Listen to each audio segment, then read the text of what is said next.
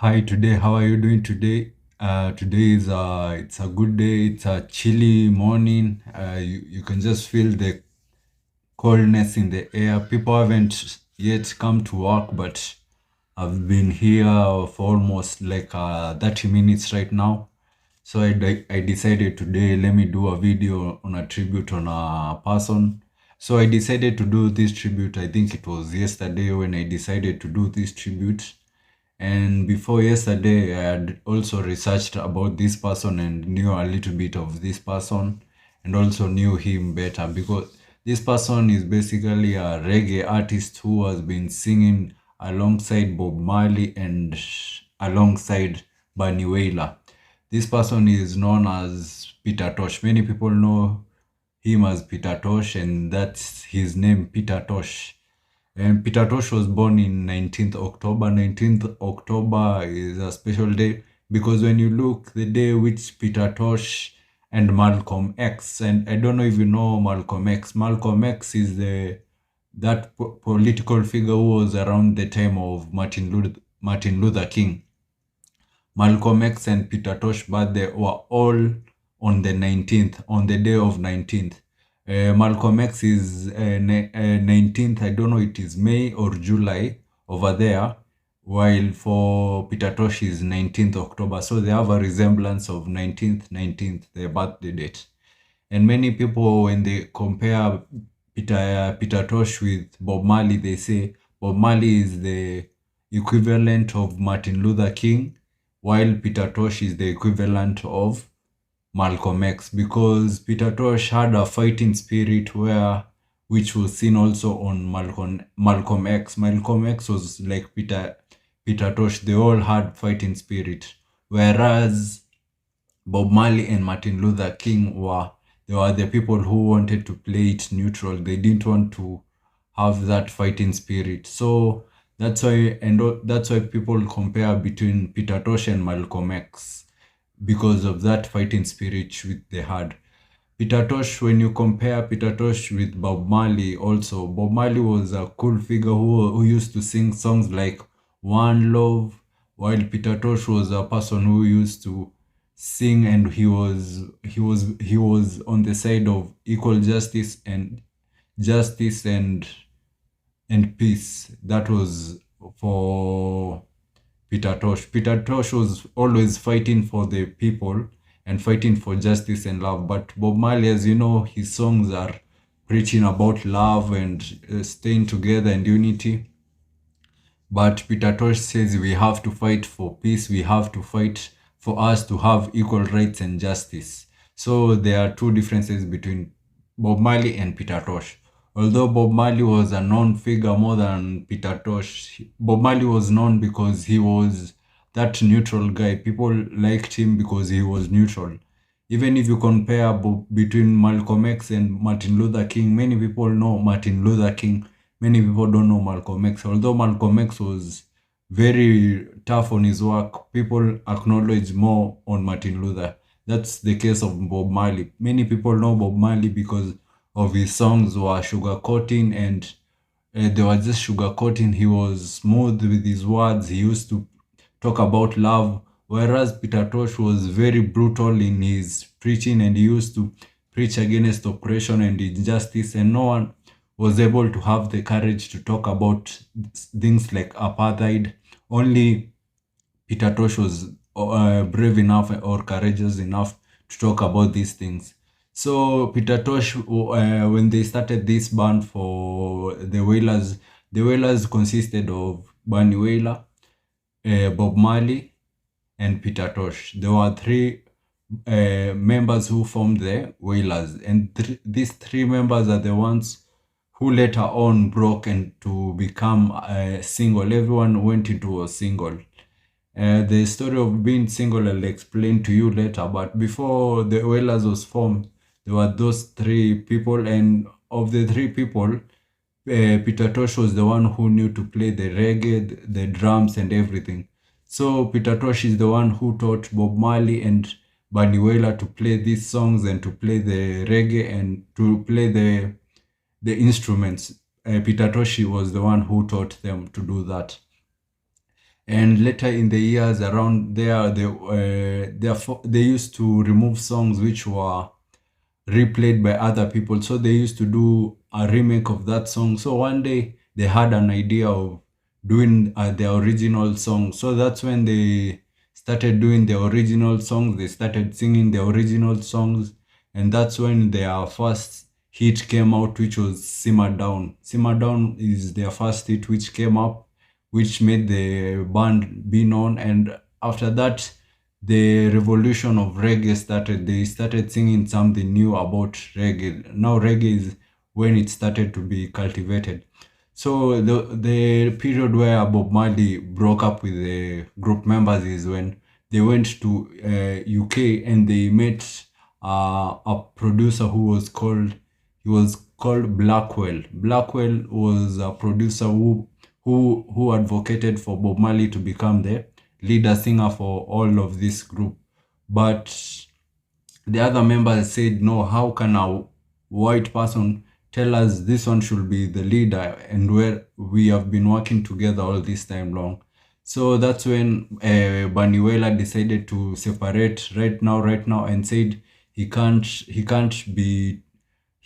allow the doctrine of this Blackwell. And also after, I think it was after 2 years, Peter Tosh decided to break up with the Wailers and leave Bob Marley alone. And something that he said about Blackwell is, he said, if you show me something black about this Blackwell, it's okay. And if you show me something well about this well, then I will then there's nothing well about this well, and there's nothing black about this black, because that name for Blackwell was symbolizing what Peter Tosh said. So when they broke up, Peter Tosh went his side, Bob Marley went his side, and also Baniwela went his side. But Baniwela was the first one to get out of that group because they wanted the other singers, Baniwela and Peter Tosh, to back up Bob Marley to be the main singer, but they didn't want. So they went on their separate careers, and that's when they broke up. So later on in the years around 1978, there was a concert which they had to do, a concert which was One Love. One Love was a concert for Bob Marley, and this concert was made by the politicians at that time. So there was politicians had to be united by these songs of One Love, because there was a political unrest and many people had separated and they wanted to go different ways. So Bob Marley and this One Love concert was to unite the people and to have a peaceful election. So when Bob Marley decided to have the One Love concert and sing about love, Peter Tosh came with a different idea, and he came to stage out something different. He sang Legalize It about marijuana. At that time, marijuana was illegal, and many people will be jailed because of marijuana. So Peter Tosh came and sang about marijuana, and also he condemned about police brutality and about injustice in the country, whereas Bob Marley in that concert sang about one love and people united. It was a good concert. It thrilled a lot of people, but after doing that, he made himself an enemy of the policemen. So like 2 days after that concert which he had performed, people were happy about Peter Tosh on what he did.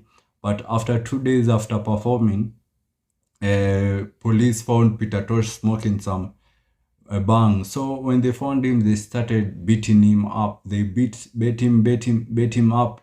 Peter Tosh tried to defend himself, but he was unable. So Peter Tosh was taken also to the police station, where he was locked in a room. More than 7 policemen beat Peter Tosh.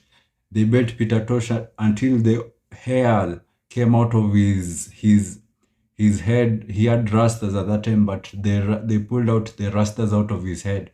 So until Peter Tosh reached a state where he decided, let me pretend I'm dead. When he pretended he was dead is when the policemen at least left him alone. People were gathered up outside the police station, but they couldn't be able to save Peter Tosh, because they were saying the screams that were coming out of that police station, there were screams which you will feel pity for that person, what he was going through. He was beaten by police.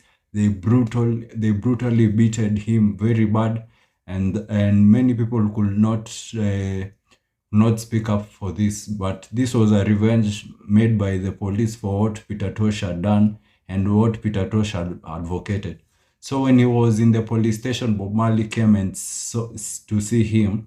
When Bob Marley saw Peter Tosh, his state, Bob Marley started crying. Bob Marley cried because of Peter Tosh. He was at a state which was unrecognized. So later on, after those years, after that police brutality had happened, they thought they had done anything to Peter Tosh. But now Peter Tosh became hard-headed, and that's how he continued now fighting against the brutality which was happening in Jamaica. So around the year 1980, Peter Tosh was able to become a band member of Americans. At that time, there was a financial issues with Peter Tosh, so he was able to become a band member where he went to America with a group. I don't know, it is called Rolling Stone, or I think it is Rolling Stone.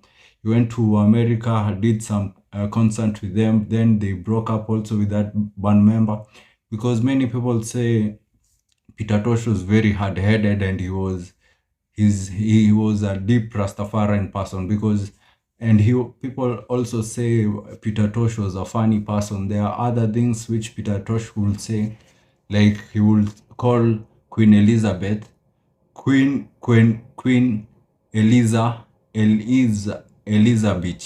Queen Elizabeth. He will call his manager Damager. He will call his producer Reducer. He will call his he had funny names for people. He was very creative in that. So when he went to perform in the Rolling Stones in America, that's when he broke up also with that group.